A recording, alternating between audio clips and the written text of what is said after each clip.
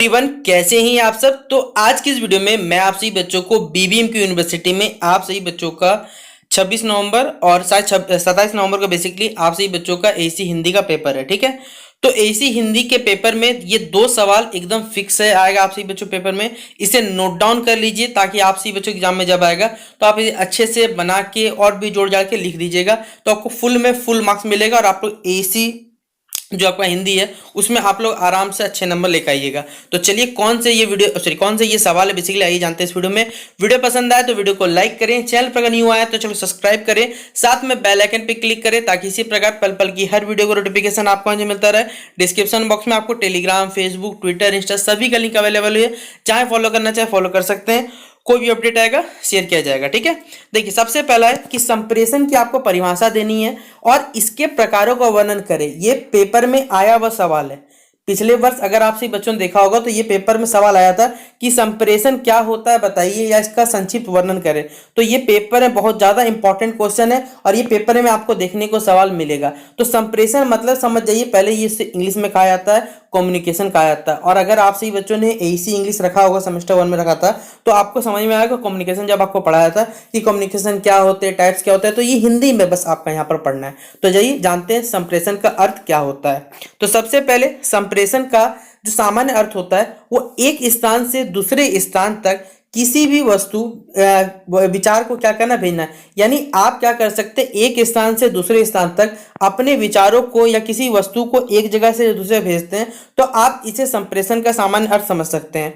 किंतु इसके विशिष्ट अर्थ के अंतर यानी अगर हम इसके कुछ स्पेसिफिक मीनिंग के अंतर्गत अगर जाने की कोशिश करें तो आपके अंदर के जितने भी समस्त भाव तथा इसमें जो विचार होते हैं वो क्या होते हैं, सम्मिलित होते हैं, जिन्हें एक व्यक्ति दूसरे व्यक्ति तक पहुंचाया जा सकता है, जो इसे संप्रेषित करता है। यह एक प्रक्रिया है। इस प्रक्रिया के माध्यम से हम अपने जो भाव हैं, विचार हैं, उनका आदान प्रदान एक व्यक्ति से अनेकों व्यक्ति तक करने की यहाँ कोशिश करते हैं। यही संप्रेषण है। देखिए संप्रेषण मतलब ये दो वाक्य से बना हुआ, बेसिकली हमारे पास दो शब्दों से बना हुआ है। सम मतलब सम्यक प्रकारन और प्रेषण मतलब होता है प्रेषित, यानी जिसे क्या कहा जाता है, भेजना कहा जाता है हमारे पास। अगला यहाँ बताया हुआ है, इस प्रकार अगर हम इसका सामान्य अर्थ निकालते हैं तो इसका सामान्य और विशिष्ट अर्थ एक ही रूप में इस प्रकार हो सकता है कि विशिष्ट विचार यानी कोई खास विचार या फिर कोई ऐसे विचार जो आपको लगता है हाँ जरूरी इस विचार को लोगों तक पहुंचना चाहिए, तो विशिष्ट विचारों को विशिष्ट विधि से विशिष्ट स्थान तक, मतलब इसीलिए कहा जाए एक खास स्थान तक खास प्रक्रिया द्वारा खास विचारों को एक जगह दूसरे जगह पहुंचाने, ये प्रोसेस जो होता है ये हमारे पास संप्रेषण कहलाता है, सिंपल भाषा में और रूप से लिखना चाहे तो। अगला बताया हुआ है यहाँ पर कि इस प्रक्रिया में जब कोई व्यक्ति अन्य किसी दूसरे व्यक्ति से संबंध स्थापित करता है तथा विचारों का आदान प्रदान करता है तब वो संचार कहलाता है। यानी जब एक मान लीजिए कोई व्यक्ति है वो दूसरे व्यक्ति से क्या करता है, अपने विचार रखता है, अपने हाव भाव बताता है, अपने क्या चल रहा है जीवन, मतलब सीधे बात है अपने जब विचारों को एक जगह से दूसरे जगह पहुंचाइएगा तो ये क्या कहलाता है, संचार कहलाता है हमारे पास। किंतु एक ही व्यक्ति से यदि अधिक से अधिक जनसंपर्क में आने के लिए विचारों को प्रेषित करता है तब यह प्रक्रिया संचार की अपेक्षा जनसंचार की श्रेणी में आता है। देखिए क्या, यानी सिंपल शब्दों में कहा जाए अगर हमारे पास आप एक व्यक्ति से दूसरे व्यक्ति तक जब अपने विचार रखते हैं तो ये प्रक्रिया जो होती है वो संचार यानी कम्युनिकेशन कहलाता है। लेकिन अगर आप यही प्रक्रिया एक से अनेकों लोग के बीच में या बड़े पैमाने पर लोगों से अपने विचारों को साझा करते हैं तो ये जो प्रक्रिया होती है वो जनसंचार यानी कि मास कम्युनिकेशन जिसे कहा जाता है। जैसे कि आप सभी बच्चे अगर इंडिविजुअली कोई बच्चा मुझसे अगर ट्यूशन पढ़ेगा तो वो हो जाएगा कम्युनिकेशन, ठीक है, ये बात विचार करेगा। लेकिन बड़े पैमाने पर जब आप सभी बच्चे जब हमसे जुड़ते हैं तो ये कहलाता है हमारे पास मास कम्युनिकेशन कहलाता है। सिंपल शब्दों में आप इसे समझ सकते हैं। इसमें बहुत से व्यक्तियों का सामान्य समूह रूप से होने से व्यापक और विस्तृत प्रक्रिया बन जाती है। एक बड़ा पैमाना पे यहाँ काम किया जाता है। एक व्यक्ति आम जनता से संपर्क स्थापित करने के प्रत्यक्ष रूप में सफल तो नहीं हो सकता, अब तक वो दूरदर्शन, रेडियो हो गए के संप्रेषण ये संचार करता है। अतः रेडियो तथा जो दूरदर्शन हो गया वो जनसंचार का सर्वोत्तम साधन। जैसे देखिए अगर कहा जाए इंडिविजुअली आप किसी व्यक्ति को समझा नहीं सकते, पार्टिकुलरली अगर आपको कोई संदेश देना है, जैसे अगर हमारा देश जब स्वतंत्र हुआ था तो आपको मालूम है कि भाई ये सूचना सबसे पहले अखबारों में, रेडियो में ये सूचना दी गई थी, जिससे लोगों में हर्षोल्लास का समय था, बहुत खुश थे लोग, अच्छी बातें। इसी प्रकार जब कोई भी चीज़ अगर हमारे देश के प्रधानमंत्री बताना रहते हैं तो रेडियो में बताते हैं, दूरदर्शन में इन सब चीज़ों को बताते हैं, जिससे बड़े पैमाने पर जो लोग रहते हैं वो उनसे जुड़ पाते हैं। सेम इसी प्रकार हमारे पास क्या, अगर कोई पूछे जनसंचार क्या हमारे पास, तो बड़े पैमाने पर लोगों को अपने विचार साझा करना ये क्या कहलाता है, संचार कहलाता है। लेकिन अगर बात करें इंडिविजुअल यानी किसी को एक व्यक्ति से दूसरे व्यक्ति से जो बातचीत होती है, अपने भाव विचार साझा होते हैं, उसे आप संचार यानी कम्युनिकेशन के अंतर रखते हैं। तो आशा करूंगा कि आप सभी बच्चों को कम्युनिकेशन यानी जो संचार और जो जनसंचार यानी मास कम्युनिकेशन, इन दोनों के बीच में आप अंतर स्पष्ट आराम से कर पा रहे होंगे। अगला देखिए, संप्रेषण के टाइप होते हैं कुछ, यानी कुछ प्रकार होते हैं, जिसमें आपको दो प्रकार मोस्टली पढ़ना है। एक होता है अनौपचारिक और एक होता है औपचारिक। अनौपचारिक संप्रेषण मतलब होता है इनफॉर्मल, और औपचारिक मतलब होगा आपके पास फॉर्मल।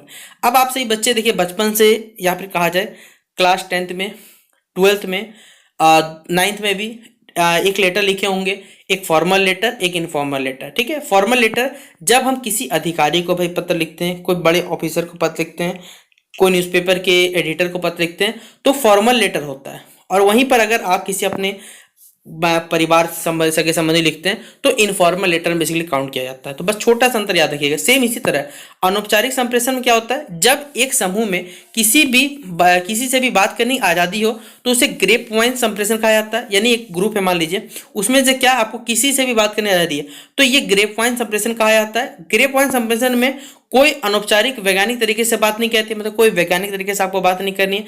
इसमें सभी लोग आज़ाद होते हैं, कोई भी किसी से बात कर सकता है। जैसे जब आपका स्कूल में छुट्टी होता है तो सब बच्चे आज़ाद होते हैं और वो आपस में ही बात कर सकते हैं, यानी स्कूल की छुट्टी हो जाएगा तो बच्चा कुछ भी बात करे, उसकी इच्छा है, तो ये कहलाता है हमारे पास अनौपचारिक संप्रेषण कहलाता है।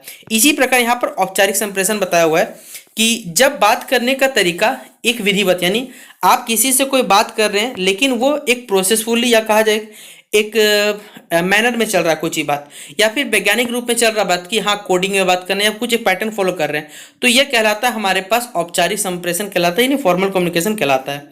औपचारिक संप्रेषण में काम करने का तरीका जो होता है वो बहुत ही सुलझा होता है। मतलब सिंपली बात बोला जाए अगर किस पर सुलझा होता है, क्योंकि आप यहाँ पर लिमिटेड चीज़ों को बातें में रखते हैं, जो भी बोलना कट टू कट रखते हैं, कोई उतना झमेला नहीं रहता, इसलिए ये प्रोसेस जो रहता है वो तो सुलझा हुआ रहता है।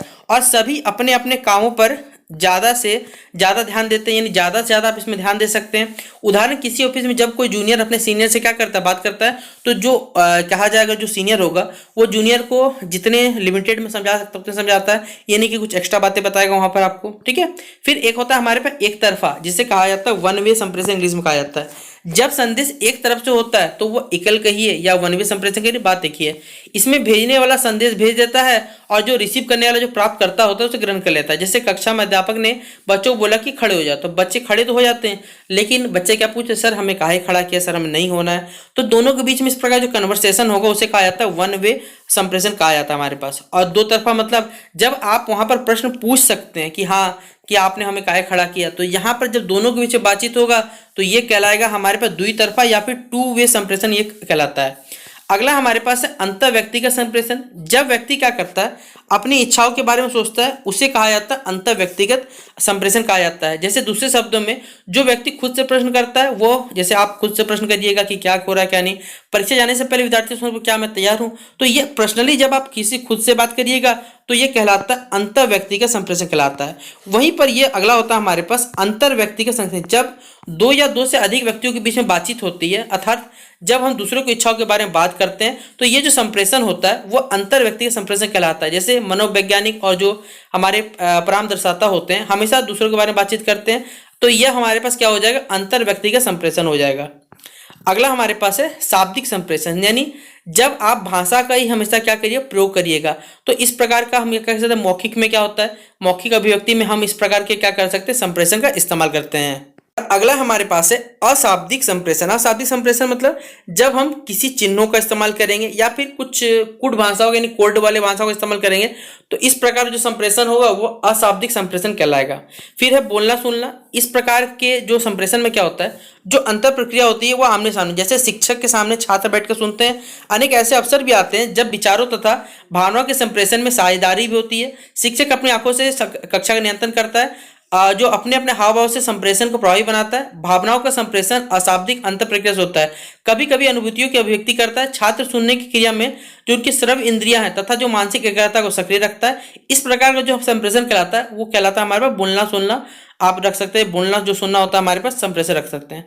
फिर लिखना पढ़ना भी एक प्रकार का हमारे पास संप्रेषण आता है, क्योंकि यहाँ पर आप पढ़ भी रहे हो साथ में लिख भी रहे हो, तो दो प्रकार कन्वर्सेशन होता है हमारे पास। इसे कह सकते हैं टू वे कम्युनिकेशन भी कह सकते हैं, या राइटिंग रीडिंग कन्वर्सेशन।